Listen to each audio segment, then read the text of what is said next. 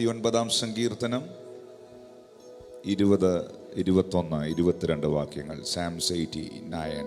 ഞാൻ എൻ്റെ ദാസനായ ദാവീദിനെ കണ്ടെത്തി, എൻ്റെ വിശുദ്ധ തൈലം കൊണ്ട് അവനെ അഭിഷേകം ചെയ്തു. എൻ്റെ കൈ അവനോടുകൂടെ സ്ഥിരമായിരിക്കും, എൻ്റെ ഭുജം അവനെ ബലപ്പെടുത്തും. ശത്രു അവനെ തോൽപ്പിക്കുകയില്ല, വഷളൻ അവനെ പിടിപ്പിക്കുകയുമില്ല. എന്തുകൊണ്ട് ശത്രുവിനെ തോൽപ്പിക്കാൻ കഴിയുന്നില്ല? എന്തുകൊണ്ട് വഷളന് പീഡിപ്പിക്കാൻ പറ്റുന്നില്ല? ശത്രുവിന് തോൽപ്പിക്കണമെന്നുണ്ട്, ഇല്ലേ? നിന്നെ തോൽപ്പിക്കാൻ ഒരുപാട് സംഗതികൾ നിന്റെ ചുറ്റും, നിന്റെ പുറകെ ഇല്ലായിരുന്നോ? പക്ഷെ തോറ്റില്ലല്ലോ. പലരും പീഡിപ്പിക്കാൻ നോക്കിയില്ലേ? മാനസിക പീഡനം, ചിന്തകളുടെ പീഡനം, ടെൻഷനുകൾ, ഭാരങ്ങൾ, ആങ്സൈറ്റി, വെപ്രാളം, ഇങ്ങനെ ഒത്തിരി വിഷയങ്ങളിലൂടെ പോയില്ലേ? എന്നിട്ടൊന്നും പറ്റിയില്ലല്ലോ. എന്താ കാരണം? ദൈവം നിന്നെ കണ്ടതുകൊണ്ട്, അവൻ നിന്നെ അഭിഷേകം ചെയ്തതുകൊണ്ട്. ഈ 23 സങ്കീർത്തനം ദാവീദ് എഴുതുമ്പോൾ ദാവീദ് പറയുന്നുണ്ട്, ശത്രുക്കൾ കാണുക അവൻ എനിക്ക് വിരുന്നൊരുക്കുന്നു. ഞാൻ കഴിഞ്ഞ ദിവസം ഒരു പഴയ പാട്ട്, വെരി ഓൾഡ് സോങ്, ഞാൻ ഈ പാട്ട് ഇങ്ങനെ കേട്ടോണ്ട് പോകുമ്പോൾ ഈ ദാവീദിന്റെ ജീവിത ചരിത്രങ്ങളിലൂടെ ഞാൻ ഇങ്ങനെ സഞ്ചരിക്കുകയായിരുന്നു. ഒരു 10-15 മിനിറ്റ് എൻ്റെ മൈൻഡിൽ മുഴുവൻ ദാവീദായിരുന്നു.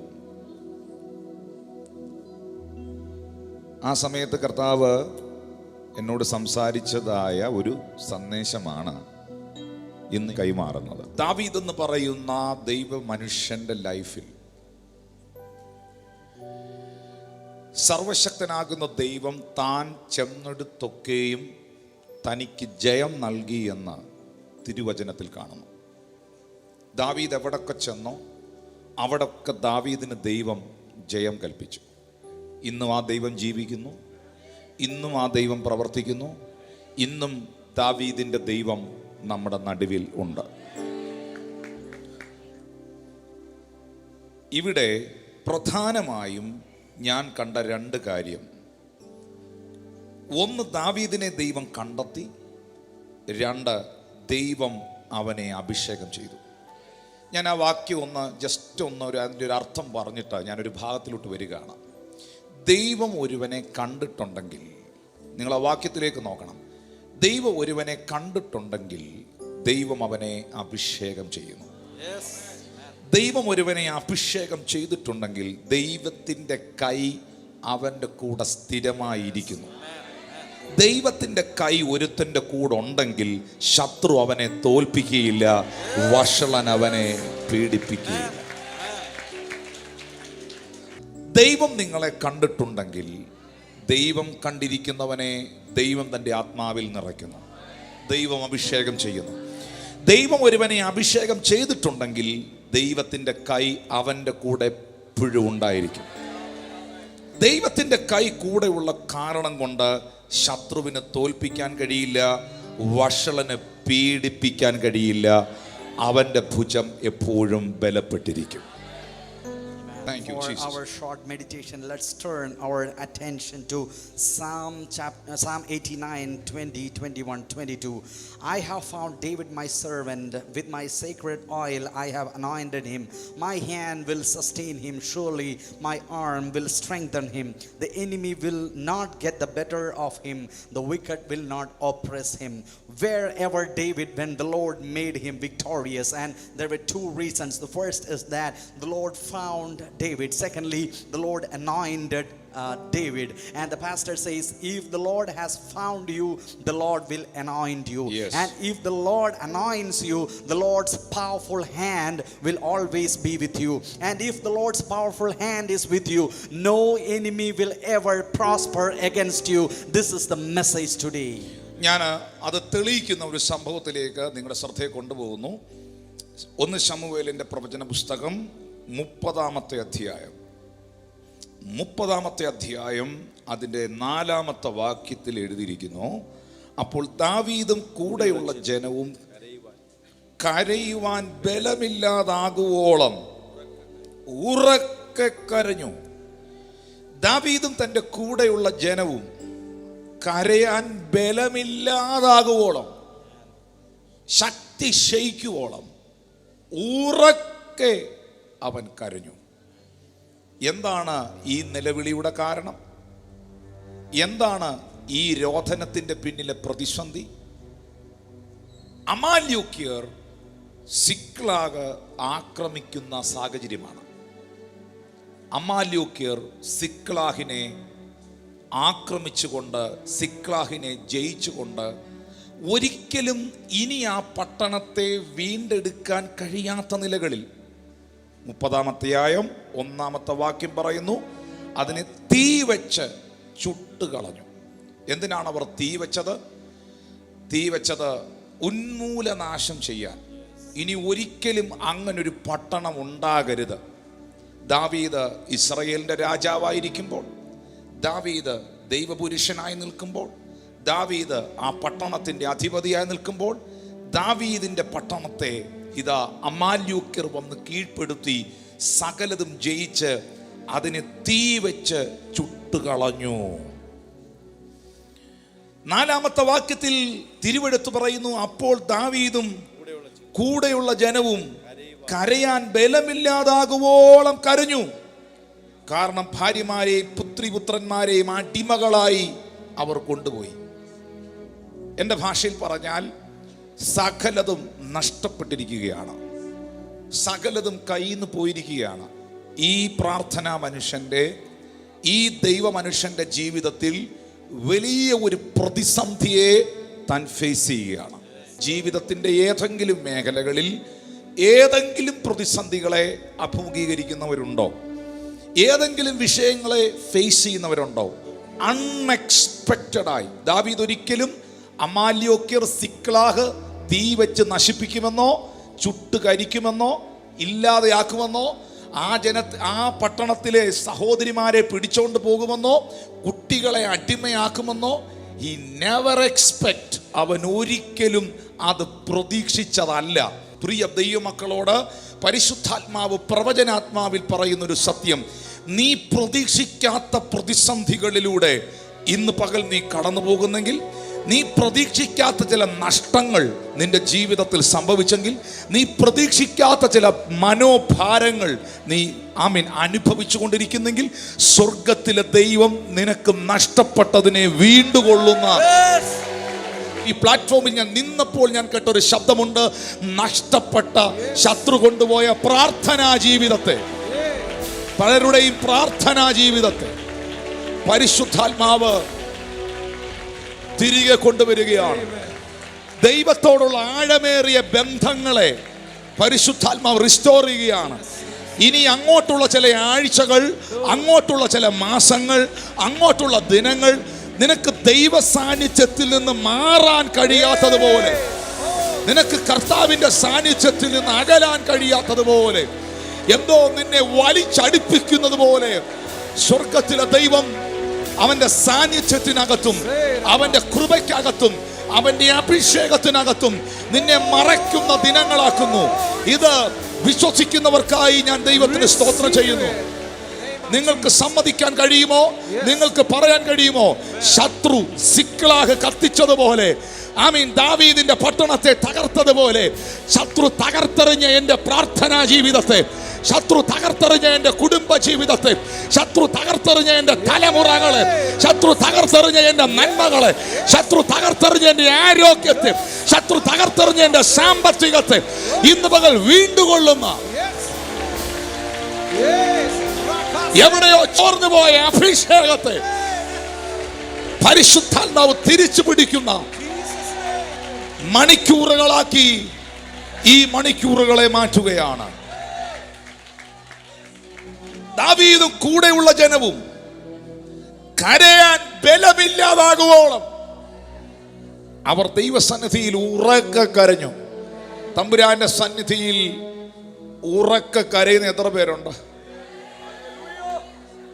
ദാവീദിന്റെ ഭാര്യമാരെയും 5-ാം വാക്യത്തിൽ വായിക്കുന്നു, ദാവീദിന്റെ ഭാര്യമാരെയും പിടിച്ചോണ്ട് പോയി. 6-ാമത്തെ വാക്യം ബൈബിൾ പറയുന്നു, ദാവീദ് വലിയ കഷ്ടത്തിലായി. ദാവീദ് വലിയ കഷ്ടത്തിലായി, അവൻ വലിയ പ്രതിസന്ധിയിലായി, പ്രതീക്ഷിക്കാത്ത പ്രഷറിലായി. അൺഎക്സ്പെക്റ്റഡ് വിൻഡ്, പ്രതീക്ഷിക്കാത്ത കൊടുങ്കാറ്റുകൾ. ദാവീദിനെ സംബന്ധിച്ച് അതൊരു അൺഎക്സ്പെക്റ്റഡ് വിൻഡ് ആയിരുന്നു. ദാവീദ് ഒരിക്കലും പ്രതീക്ഷിച്ചില്ല സിക്ലാഗ് ആക്രമിക്കപ്പെടുമെന്നോ, അത് ശത്രു കത്തിച്ചു കളയുമെന്നോ, അമാല്യക്കാർ കയറി വന്ന് അറ്റാക്ക് ചെയ്യുമെന്നോ ഈ മനുഷ്യൻ ഒരിക്കലും പ്രതീക്ഷിച്ചതല്ല. നമ്മുടെ ജീവിതത്തിൽ പ്രതീക്ഷിക്കാത്ത പ്രതിസന്ധികൾ കയറി വരുമ്പോഴാണ് നമ്മുടെ കരച്ചിലിന്റെ ഡെപ്ത് കൂടുന്നത്. നമ്മൾ പ്രതീക്ഷിച്ച ഒരു വിഷയം ആണ് നമ്മുടെ ജീവിതത്തിൽ സംഭവിച്ചതെങ്കിൽ, ഒരു പ്രതീക്ഷിച്ച രോഗം, പ്രതീക്ഷിച്ച മരണം, പ്രതീക്ഷിച്ച പ്രതിസന്ധി, പ്രതീക്ഷിച്ച നഷ്ടം ആണ് സംഭവിച്ചതെങ്കിൽ നമ്മുടെ കരച്ചിലിന് അത്രയും ഡെപ്തേ കാണും, നമ്മൾ അത്രയും വിഷമിക്കുകയുള്ളൂ. പക്ഷെ പ്രതീക്ഷിക്കാത്തത് സംഭവിച്ചത് കൊണ്ടാണ് ബലമില്ലാതാകുവോളം കരഞ്ഞ് കരഞ്ഞ് ബോധം കെട്ടുപോകുന്നത് പോലെ ദാവീദും കൂടെയുള്ളവരും കരഞ്ഞ് കരഞ്ഞ് ബലമില്ലാതാകുവോളം കരഞ്ഞു, കുഴഞ്ഞുപോയി, അതുപോലെ കരഞ്ഞു. അത്ര വലിയ കഷ്ടതയിലൂടെ അവർ കടന്നുപോയി. പക്ഷെ എന്നെ ഞെട്ടിച്ചത്, എന്നെ അത്ഭുതപ്പെടുത്തിയത് അടുത്ത വാക്കാണ്. ജനത്തിന്റെ ഓരോരുത്തന്റെ ഹൃദയം താന്താന്റെ പുത്രന്മാരെ പുത്രിമാരെ കുറിച്ച് വ്യസനിച്ചിരിക്കുന്നത് കൊണ്ട് അവനെ കല്ലെറിയണമെന്ന് പറഞ്ഞു. കൂടെ നിന്നവരും ദാവീദിനെതിരായി. കാരണം ഇവന്റെ കൂടെ നിന്നത് കൊണ്ടാണ്, ദാവീദിന്റെ ഒപ്പം നിന്നത് കൊണ്ടാണ് ഈ പ്രതിസന്ധി മുഴുവൻ നമുക്കുണ്ടായത്. കാരണം ദാവീദിന്റെ ഒപ്പം നിന്നവരുടെ എല്ലാ ഭാര്യമാരെയും മക്കളെയും പിടിച്ചുകൊണ്ടുപോയി. ഇത് ദാവീദിനോടുള്ള ദേഷ്യമാണ്, ഇത് ദാവീദിനോടുള്ള എതിർപ്പാണ്, ഇത് ദൈവ പ്രവൃത്തികളോടുള്ള വിരോധമാണ്, ഇത് മനഃപൂർവ്വമാണ്. ഇന്ന് ദൈവത്തിന്റെ അഭിഷിക്തൻ എന്ന നിലയിൽ അധികാരത്തോടെ ഞാനൊരു വാക്ക് പറയുകയാണ്. നിന്നെ മനഃപൂർവ്വമായി വിഷമിപ്പിക്കാവുന്ന സകല സാഹചര്യങ്ങളെയും വ്യക്തികളെയും തമ്പുരാ ഒതുക്കാൻ പോവാ. ദാവീദിന്റെ കൂടെ നിന്ന് അനുഗ്രഹിക്കപ്പെട്ടവർ, ദാവീദിന്റെ ഒപ്പം നിന്ന് അനുഗ്രഹീതരായവർ, ദാവീദിന്റെ ഒപ്പം നിന്ന് രക്ഷപ്പെട്ടവർ, ദാവീദിന്റെ ഒപ്പം നിന്ന് ദൈവകൃപയിൽ നിറഞ്ഞവർ, ജീവിതത്തിൽ ഒരു അൺഎക്സ്പെക്റ്റഡ് ആയിട്ടുള്ള ഒരു കാറ്റടിച്ചപ്പോൾ, അവർ പ്രതീക്ഷിക്കാത്തൊരു പ്രതിസന്ധി അവർക്ക് നേരെ വന്നപ്പോൾ, അവരുടെ ചിന്തകൾക്കപ്പുറമായ ഒരു പ്രതികൂലത്തിലൂടെ അവർ കടന്നുപോയപ്പോൾ, ഇതെല്ലാം ഇവന്റെ കുഴപ്പം കൊണ്ടാണ് എന്ന നിലയിൽ മുഴുവൻ ആൾക്കാരും, ഒരു ദേശം പുള്ളിക്കെതിരായി, ഒരു കൂട്ടം പുള്ളിക്കെതിരായി, തന്നെ ആശ്വസിപ്പിക്കേണ്ട ഭാര്യ കൂടില്ല, അവരെ പിടിച്ചോണ്ട് പോയി, എല്ലാം എതിരായി. സത്യം പറഞ്ഞാൽ ഈ മനുഷ്യൻ ഒറ്റയ്ക്കായി, ഒറ്റപ്പെട്ടു. ഞാൻ ഇന്ന് പ്രസംഗിക്കുന്നത് ഒരു കേവലം പ്രസംഗമല്ല, ദൈവം എന്നെ കൊണ്ട് പ്രവചിപ്പിക്കുക എന്ന് എനിക്കറിയാം. ഈ എൻ്റെ ആത്മാവിൽ എനിക്കതറിയാം. എന്നെ കൊണ്ട് പ്രവചിപ്പിക്കുകയാണ്. മുഴുവൻ സാഹചര്യങ്ങളും നിനക്കെതിരായി, നിന്നെ സപ്പോർട്ട് ചെയ്യാൻ നിന്റെ വീട്ടിൽ ആരെയില്ല, നിന്നെ അനുകൂലിക്കാൻ നിന്റെ കൂടെ ആരെയില്ല, നിന്നെ താങ്ങാൻ നിനക്ക് ആരെയില്ല, ഒരാശ്വാസ വാക്ക് പറയാൻ പോലും ആരുമില്ല. നീ ഈ നിലകളിൽ ഒറ്റപ്പെട്ടു നിന്ന് അലറിക്കരയുന്ന വ്യക്തിയാണെങ്കിൽ നീ ദാവീദിനെ ഒന്ന് ശ്രദ്ധിക്കേണ്ടത് ആവശ്യമാണ്. ഈ കഷ്ടതയുടെ നടുവിൽ, ഈ ഒറ്റപ്പെടലിന്റെ നടുവിൽ, ഈ നഷ്ടങ്ങളുടെ നടുവിൽ, ഈ പ്രതിസന്ധിയുടെ നടുവിൽ, ഈ വേദനയുടെ നടുവിൽ തിരുവെടുത്ത് പറയുന്നു, ദാവീദോ തന്റെ ദൈവമായ യഹോവയിൽ ധൈര്യപ്പെട്ടു. But David encouraged himself in the Lord is God. We find a tremendous amount of struggle and trouble in the life of David if we turn our attention to 1 Samuel 30 verse 4. David and his men wept aloud until they had no strength left to weep. This is a situation which is unprecedented, because the reason for this weeping is that Amalekites have come and totally dismantled and destroyed everything which David had at Ziklag, Yeah. and it was set on fire. Why it was set on fire? Because they wanted a complete destruction. Nothing was left for David. Everything living was taken out. Every wealth was looted, and nothing remained, nothing left. And one of the greatest trouble David had ever had in his life, he is standing alone as a one person. This, as the pastor says, this is the unexpected trouble. This is unimaginable destruction. And the pastor says this is unexpected wind. And when such kind of winds, when it attacks you, you will weep like this. You won't have strength left in you. That was the situation. And the pastor says, if you are going through such kind of unexpected wind, the Lord is going to restore what you have lost in his life. You have lost everything. There is nothing left in your life. And the Lord says, the Lord is going to bring back things which you have lost. All the things which the enemy has taken away, the Lord is bringing it back into your life. And the Lord says, the Lord is bringing someone into a greater and deeper intimacy with the Lord. Intimacy for long hours. You are going to spend in the presence of the Lord. You will weep in the presence of the Lord. You will have greater spiritual experiences. And I receive that in Jesus' name. And this man David was completely stripped of everything he had. And the situation became worse when the people surrounding him took stones to stone at him, because David is the reason for all the loss they had. David was the person who was the helper for all these people. Now they have lost everything because of David, and they are taking up stones. And the Lord says that God is going to snuff out all such oppositions that is raising up against the anointed one of God. If you are anointed by the Lord, if people are turning against you, the Lord says that he is going to snuff out, he is going to extinguish all the things which are against you. The Lord is going to stop the opposition. Amen. But David strengthened himself Amen. in the Lord his God. But David encouraged himself Yes. in the Lord his God.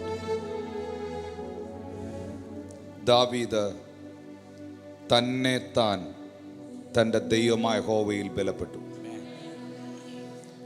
ബലപ്പെടുത്താൻ ഒരു pastor വന്നില്ല, ബലപ്പെടുത്താൻ ഒരു പ്രവാചകൻ വന്നില്ല, ബലപ്പെടുത്താൻ ഒരു രാജാവ് വന്നില്ല, ബലപ്പെടുത്താൻ കുടുംബക്കാരില്ല, ബലപ്പെടുത്താൻ നാട്ടുകാരില്ല, ബലപ്പെടുത്താൻ short message ഇല്ല, ബലപ്പെടുത്താൻ പാട്ടുകാരില്ല, ആരുമില്ല. ജീവിതത്തിൽ ഇങ്ങനെയുള്ള സാഹചര്യങ്ങളിൽ നിങ്ങൾക്ക് ബലപ്പെടാൻ പറ്റണമെങ്കിൽ നിങ്ങൾക്ക് വ്യക്തിപരമായി ദാവീദിനെ പോലെ ദൈവത്തോടൊരു ബന്ധം ഉണ്ടാകണം.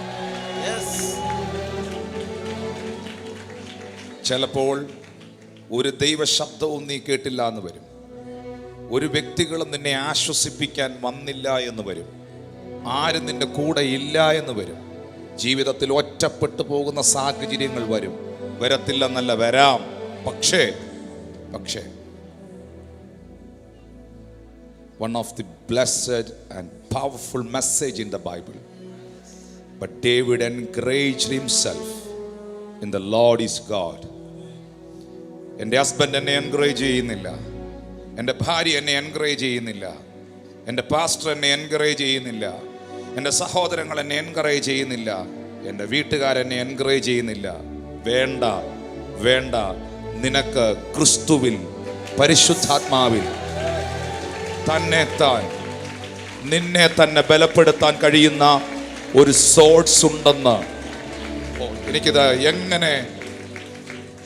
ഞാൻ എങ്ങനെ ഇത് പറയേണ്ടിയെന്ന് എനിക്ക് അറിഞ്ഞൂടാ പ്രിയരെ. വീഡിയോകൾ കണ്ട് എൻകറേജ്ഡ് ആവുന്നവരുണ്ട്, പാട്ടുകൾ കേട്ട് എൻകറേജ്ഡ് ആകുന്നവരുണ്ട്, ഒരു പ്രവാചകന്റെ പ്രവചന ശബ്ദം റെക്കോർഡ് ചെയ്ത് വെച്ചത് പിന്നെയും കേട്ട് എൻകറേജ്ഡ് ആകുന്നവരുണ്ട്. പക്ഷെ ഇതിലെല്ലാം ഉപരിയായി ഈ സംവിധാനങ്ങളൊന്നും തന്നെ ഇല്ലാതെ ജീവിതത്തിൻ്റെ പ്രതിസന്ധി ഘട്ടത്തിൽ, പ്രതികൂലത്തിൻ്റെ ഘട്ടത്തിൽ ചാമ്പൽ കൂമ്പാരത്തിൻ്റെ മുകളിലിരുന്നു കൊണ്ട് പ്രതികൂലത്തിന്റെ നടുവിൽ, ശത്രു മുഴുവൻ കത്തിച്ച് കരിച്ചു കളഞ്ഞതിന്റെ നടുവിൽ, ചുറ്റും നോക്കിക്കാണാൻ ഒന്നുമില്ലാതിരിക്കുമ്പോൾ, ഒപ്പം നിൽക്കുന്നവർ എതിരായിരിക്കുമ്പോൾ, കയ്യിലെറിയാൻ കല്ലുമായി ഒരു കൂട്ടർ കരുതി നിൽക്കുമ്പോൾ, അതിന്റെ നടുവിലും നിനക്ക് ബലപ്പെടാൻ കഴിയുന്ന നിലകളിൽ ദൈവത്തോടൊരു ബന്ധം, ദൈവത്തോടൊരു ബന്ധം, പരിശുദ്ധാത്മാവിനോടൊരു ബന്ധം ഇന്ന് പകലുണ്ടോ?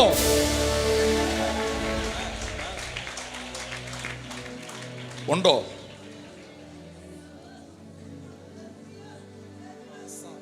തല ഉയർത്തി എന്നെ ഒന്ന് നോക്കി. ഈ ബന്ധമുണ്ടോ? ഞാൻ ഈ സ്റ്റേജിൽ വന്നപ്പം മുതൽ നിങ്ങളോട് ചോദിക്കണമെന്ന് എനിക്ക് തോന്നിയ ഒരു ചോദ്യം ഞാൻ മറന്നുപോയെങ്കിലും പിന്നെയും പരിശുദ്ധാത്മാവിനെ ഓർമ്മിപ്പിച്ചതുകൊണ്ട് ഞാൻ ചോദിക്കുകയാണ്. How is your prayer life? നിങ്ങളുടെ പ്രാർത്ഥനാ ജീവിതം എങ്ങനെയുണ്ട്? ഞാൻ പേഴ്സണലി ചോദിക്കുക, ഞാൻ കണ്ണെ നോക്കി ചോദിക്കുക. നഷ്ടങ്ങളുടെ നടുവിൽ ചാമ്പൽ കൂമ്പാരത്തിന്റെ മുകളിൽ സകലതും നഷ്ടപ്പെട്ടിരിക്കുന്ന ഒരു മനുഷ്യൻ, ഭാര്യയില്ല,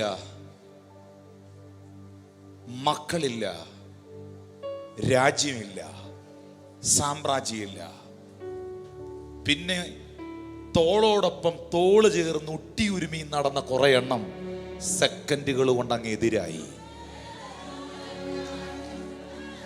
അവരും എറിയാൻ കയ്യിൽ കല്ലുമെടുത്ത് നിൽക്കുക.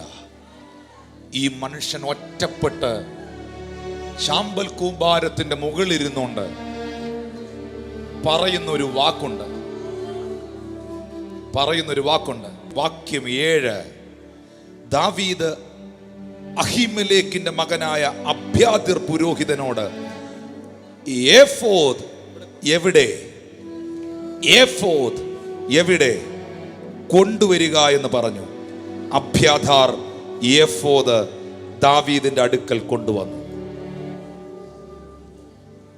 എന്താണ് എഫോദ്? എഫോദ് ഈസ് ദ ഹോളി ഗാർമെന്റ്. മഹാപുരോഹിതന്റെ വസ്ത്രമാണ്. മഹാപുരോഹിതൻ പുറമേ ഏപ്രിൻ പോലെ അണിയുന്ന വസ്ത്രമാണ് എഫോദ്. എഫോദിന്റെ നടുക്ക് 12 കളറിലുള്ള രത്നങ്ങൾ പുരോഹിതൻ പതിച്ചിരിക്കുന്ന 12 ഗോത്രങ്ങളുണ്ട്. പുരോഹിതൻ ധരിക്കുന്ന എഫോദിന്റെ നടുക്ക് നെഞ്ചോട് ചേർന്നുള്ള ഭാഗത്ത് 12 ഗോത്രങ്ങൾക്ക് അടയാളമായി 12 രത്നങ്ങൾ 12 കളറിൽ പതിപ്പിച്ചിട്ടുണ്ട്. ഇവിടെ ദാവീദ് അന്വേഷിക്കുന്നത് തന്റെ ഹോളി ഗാർമെന്റ്സ് ആണ്. Where is ephod? എഫോദ് എവിടെ? വാളെവിടെയെന്നല്ല, തോക്കെവിടെയെന്നല്ല, എന്റെ സൈന്യം എവിടെയെന്നല്ല, എന്റെ സർവസന്നാഹങ്ങൾ എവിടെയെന്നല്ല, ഹോളി ഗാർമെന്റ് എവിടെ? എഫോദ് എവിടെ?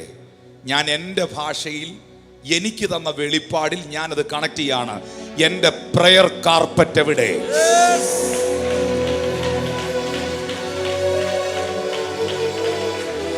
പുരോഹിതനായ അബ്യാഥാറിന് മാത്രമേ ദാവീദിന് എഫോദ് കൊടുത്ത് സഹായിക്കാൻ കഴിയൂ. കാരണം അത് പുരോഹിതന്റെ വസ്ത്രമാണ്.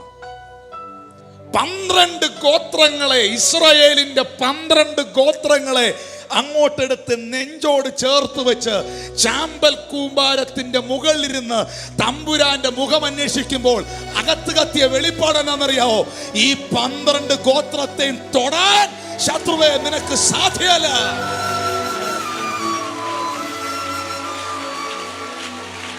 ഇന്ന് ആരോടൊക്കെയോ പരിശുദ്ധാത്മ പ്രവചിക്കുന്നു. നിന്റെ പ്രാർത്ഥനാ കാർപ്പറ്റിനകത്ത് നിന്റെ മക്കളുടെ പടം എടുത്ത് വെച്ച് നീ പ്രാർത്ഥിക്കുന്നില്ലേ? ആരുടെയൊക്കെയോ ഫോട്ടോ വെച്ച് നീ പ്രാർത്ഥിക്കുന്നില്ലേ? ഏതൊക്കെയോ പ്രമാണങ്ങൾ വെച്ച് നീ പ്രാർത്ഥിക്കുന്നില്ലേ? ഏതൊക്കെയോ എഴുതി വെച്ച പ്രാർത്ഥനാ വിഷയങ്ങൾ കൈവച്ച് പ്രാർത്ഥിക്കുന്നില്ലേ? അതിന്റെ മുകളിലേക്ക് ഇന്ന് പകൽ ദൈവത്തിന്റെ കരം വെളിപ്പെട്ടു വരികയാണ്.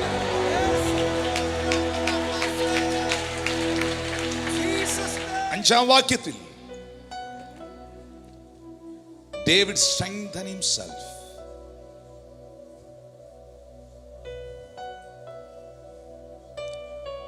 David encouraged himself because he have the personal relationship and the personal connection with Yahweh Almighty. മോനെ മോളെ എല്ലാവരും എന്നെ നോക്കിയേ. എപ്പോഴാ നിന്റെ ജീവിതത്തിൽ ചില കൊടുങ്കാറ്റ് വരുന്നതെന്ന് പറയാൻ പറ്റുകയില്ല.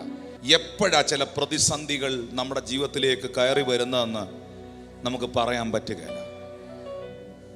അവിടെ നീ തളർന്നു പോകാതിരിക്കണമെങ്കിൽ, അവിടെ നീ തകർന്നു പോകാതിരിക്കണമെങ്കിൽ, അവിടെ ആങ്സൈറ്റി ഇല്ലാതെ, ആകുലതകളില്ലാതെ ദൈവത്തെ സ്തുതിക്കാൻ കഴിയണമെങ്കിൽ, ചാമ്പൽ കൂമ്പാരത്തിന്റെ മുകളിലിരുന്നും അപ്പാ എന്ന് വിളിക്കുന്ന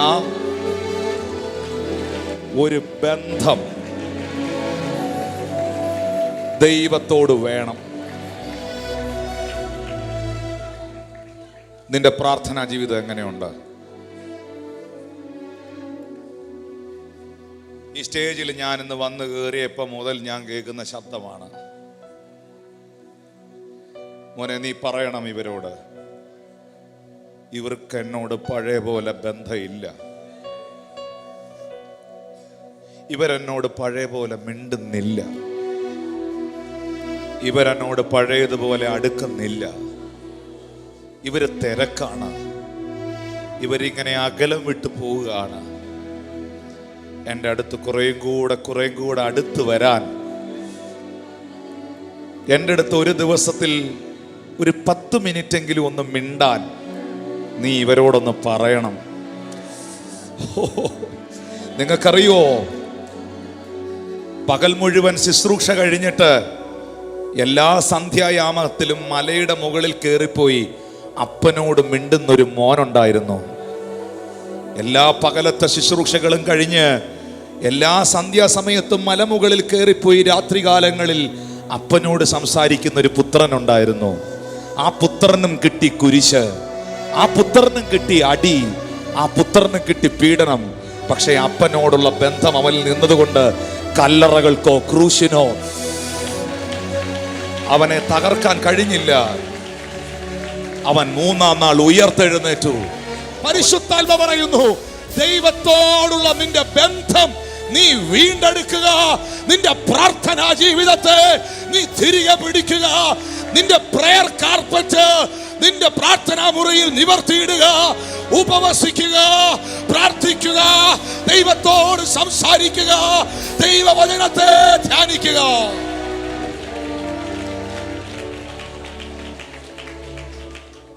David is in one of the greatest troubles he ever had in his life. Everything is gone, nothing left, and the one and the only thing which he did in such kind of a tremendous situation is that we find in verse 6.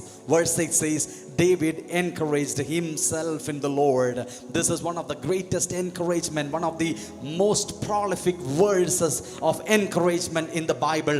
There are no songs, there are no short videos for encouragement. There is no prophecy, no prophets, nothing is there, only ashes. He is standing on top of the ashes, and on top of the ashes what David does is he encouraged himself in the Lord. And today the Lord asks all of us, do you have that kind of a relationship with God to imbibe that power and encouragement from the Lord?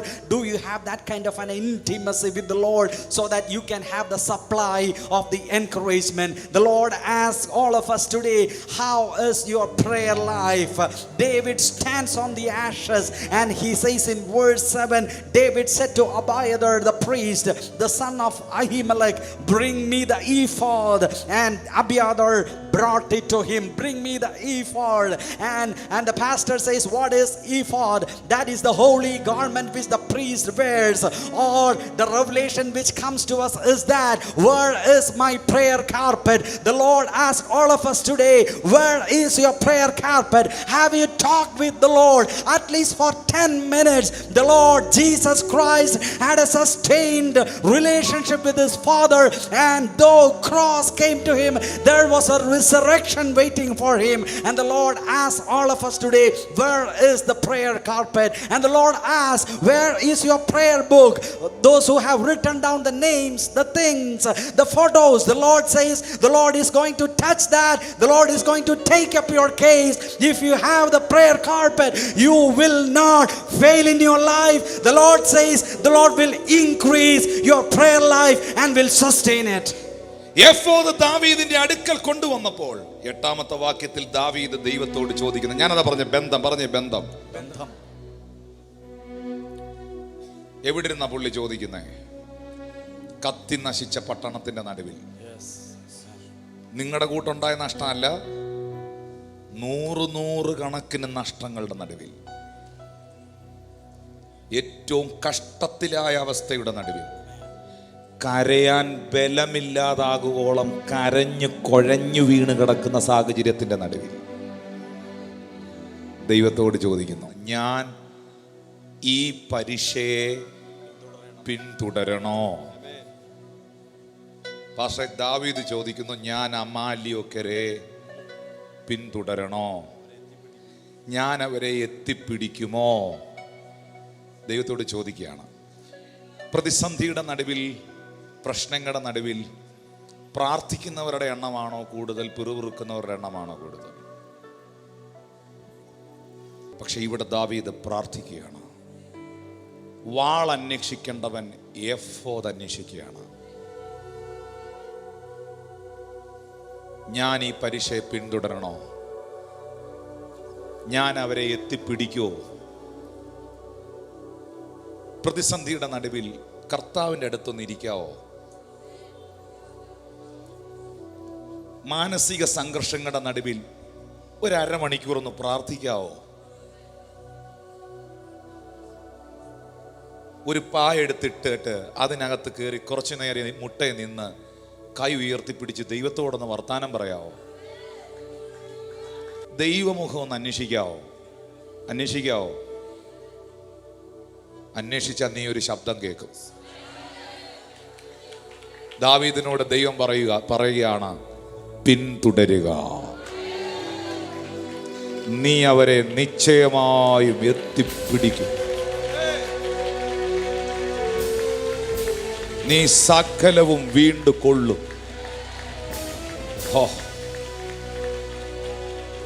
നിശ്ചയമായും നിന്റെ ഈ പ്രതിസന്ധിയെ ദൈവം എടുത്ത് കളയും.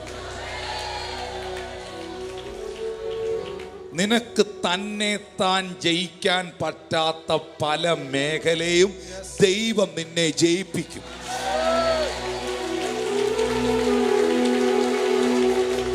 I release this prophetic word here, Lord. നിനക്ക് തന്നെ താൻ കൈകാര്യം ചെയ്യാൻ കഴിയാത്ത പലതും ദൈവം നിനക്ക് വേണ്ടി കൈകാര്യം ചെയ്യും. ഞാൻ ഈ പരീക്ഷയെ പിന്തുടരണോ? ദൈവമേ, നീ പറയാത്ത ഒരു കാര്യത്തിനും ഞാൻ സ്റ്റെപ്പ് വയ്ക്കില്ല. എൻ്റെ കൈ വാള് കാണും, വടി കാണും, അധികാരം കാണും, പദവി കാണും. ഞാൻ ദാവീദായിരിക്കും, രാജാവായിരിക്കും. പല യുദ്ധങ്ങളും ജയിച്ച അനുഭവ സമ്പത്തുണ്ടാകും. പക്ഷേ ദാവീദ് ചെന്നെടുത്തൊക്കെയും യഹോവ അവന് ജയം കൊടുത്തെന്ന് ശമൂവേൽ പ്രവാചകന്റെ പുസ്തകത്തിൽ തന്നെ 5 തവണ എഴുതി വെച്ചിട്ടുണ്ട്. അതിൻ്റെ കാരണം എന്നാണെന്നറിയോ? ദൈവത്തോട് ചോദിക്കാതെ ഈ മനുഷ്യൻ ഒരു സ്റ്റെപ്പ് വെക്കുകയില്ലായി. ദൈവത്തോട് ചോദിക്കാതെ ഒരിടത്ത് മാത്രം പുള്ളി ഒരു സ്റ്റെപ്പ് വെച്ചു. അത് പുള്ളി ഭയങ്കര വില കൊടുക്കേണ്ടി വന്നു. അതിന്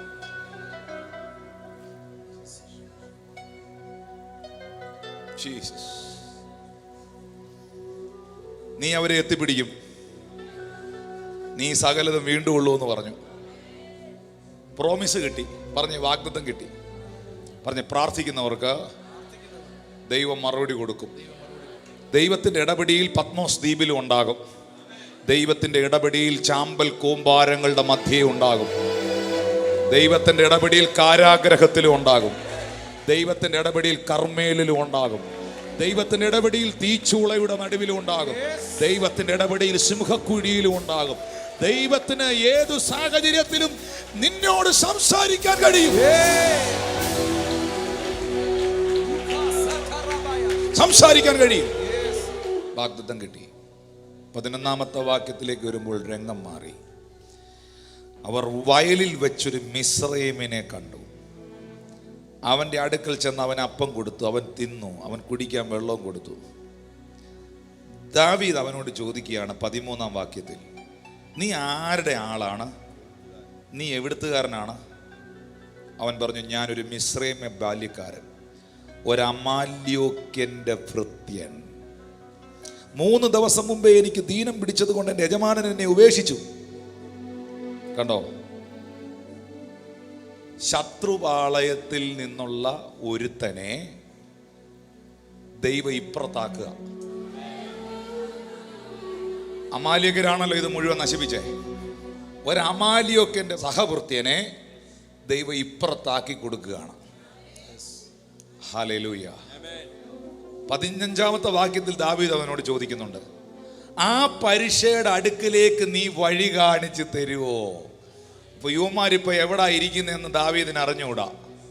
ദാവീദിന് ദൈവം വാഗ്ദത്തം കൊടുത്തു, നീ അവരെ പിന്തുടരും, നീ സകലതും തിരിച്ചു പിടിക്കും. പക്ഷെ യുവമാർ എവിടാന്ന് അറിഞ്ഞുകൂടാ. അപ്പോഴാണ് അവന്റെ കൂട്ടത്തിൽ നിന്ന് ഒരുത്തനെ ദൈവം ഇപ്പുറത്താക്കി കൊടുക്കുന്നത്. ദാവീദ് അവനോട് ചോദിക്കുന്നു, ഇപ്പൊ അവന്മാർ എവിടെ ഉണ്ട്? ദൈവത്തിന്റെ ഒരു വാഗ്ദത്തം നിന്റെ മേളിൽ വീണാൽ തമ്പുരാൻ ഏത് റൂട്ടും പിടിക്കും. അവൻ പറയുകയാണ്, നീ എന്നെ കൊല്ലുകയോ എൻ്റെ യജമാനന്റെ കയ്യിൽ ഏൽപ്പിക്കുകയോ ചെയ്യത്തില്ലെന്ന് ദൈവനാമത്തിൽ എന്നോട് സത്യം ചെയ്താൽ ആ പരീക്ഷയുടെ അടുക്കിലേക്കുള്ള വഴി ഞാൻ കാണിച്ചു തരാം. അപ്പുറത്ത് നിന്ന് നിന്നെ പണിയുന്നവനെ ഇപ്പുറത്താക്കുന്ന ദൈവം.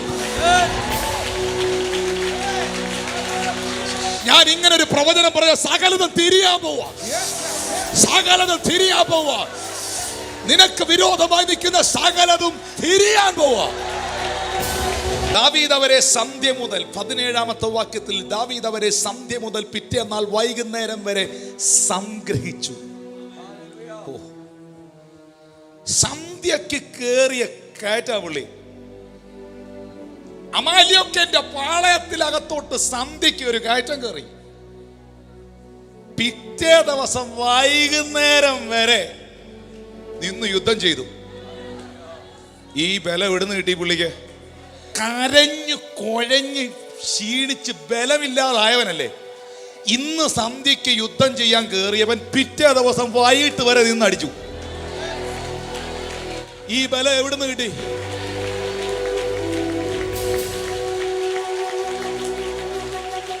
സാഹചര്യങ്ങളുടെ മുമ്പിൽ അവൻ കരഞ്ഞു കുഴഞ്ഞെങ്കിലും ആത്മാവിനകത്ത് അവൻ ബലപ്പെട്ടു.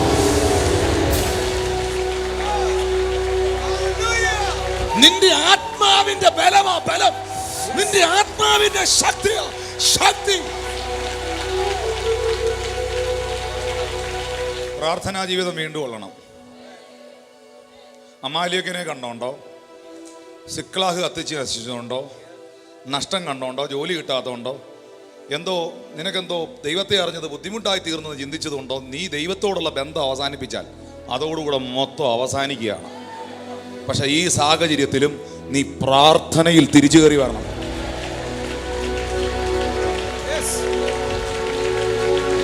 നീ പ്രാർത്ഥനയിൽ തിരിച്ചു കയറി വരണം. കയറി വന്നാൽ ദൈവം നിന്നോട് സംസാരിക്കും. നീ അവരെ പിന്തുടരും. ദൈവം പറയുക, നീ അവരെ പിന്തുടരും, നീ അവരെ പിടിക്കും. ദാവീദ് അത് വിശ്വസിച്ചു. എവിടെയിട്ട് പിന്തുടരും? അവരെന്തേ? എവിടെ പോയി പിടിക്കും? അവരെവിടാ? അറിഞ്ഞൂടാ. അപ്പോഴാണ് അവൻ്റെ കൂട്ടത്തിലുള്ള ഒരുത്തൻ വഴിതെറ്റി ഇതിനകത്ത് വന്ന് കയറുന്നേ. ഞാൻ ഇന്നൊരു വെളിപ്പാട് പറയുക, നിന്റെ മേളിലൊരു വാഗ്ദത്തം ഉണ്ടെങ്കിൽ അത് നടത്തിയെടുക്കാൻ ദൈവം ഏത് റൂട്ട് പിടിക്കും.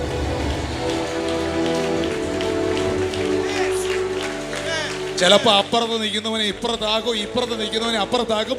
വേണ്ടി വന്ന ചെങ്കടൽ രണ്ടാക്കും. വേണ്ടി വന്ന കാരാഗ്രഹം തുറക്കും. നിന്റെ മേളിൽ ദൈവത്തിന്റെ വാഗ്ദത്തം ഉണ്ട്. ദൈവം അത് ചെയ്യും. ഇന്ന് കണ്ട മിസ്രൈമിനെ നീ കാണത്തില്ല എന്ന് ദൂത് റിലീസായാൽ ചെങ്കടൽ ദൈവത്തിനൊരു വിഷയമല്ല. നീ പിന്തുടരും. നീ അവരെ പിടിക്കും. കാരണം ചാമ്പൽ കൂമ്പാരത്തിന്റെ മുകളിലിരുന്ന് ദൈവം എന്തിയെന്ന് ചോദിച്ചവനല്ല നീ, ഏഫോദ് അന്വേഷിച്ചവനാണ് നീ. ദൈവമുഖം അന്വേഷിച്ചവരുണ്ടോ? ദൈവമുഖത്ത് നോക്കിയവരുണ്ടോ? സാഹചര്യം തമ്പുരാന് വിഷയമല്ലെന്നോ?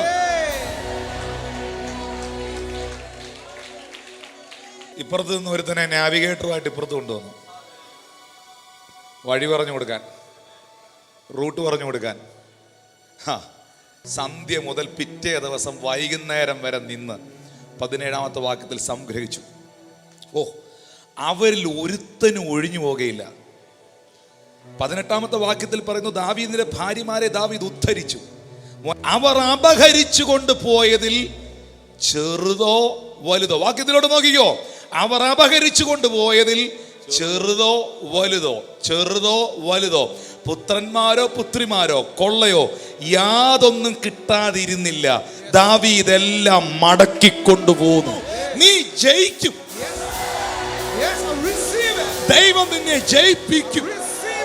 നീ സകലത്തെയും തിരിച്ചു പിടിക്കും. നീ സകലത്തെയും തിരിച്ചു പിടിക്കും. I really love this word. David brought it all back. David recovered all. David recovered all. പിശാദേ, നീ കൊണ്ടുപോയ ചെറുതും നീ കൊണ്ടുപോയ വലുതും. പറ, ചെറുതാകട്ടെ വലുതാകട്ടെ, ഇന്ന് മുഴുവനും തിരിച്ചു പിടിക്കുക.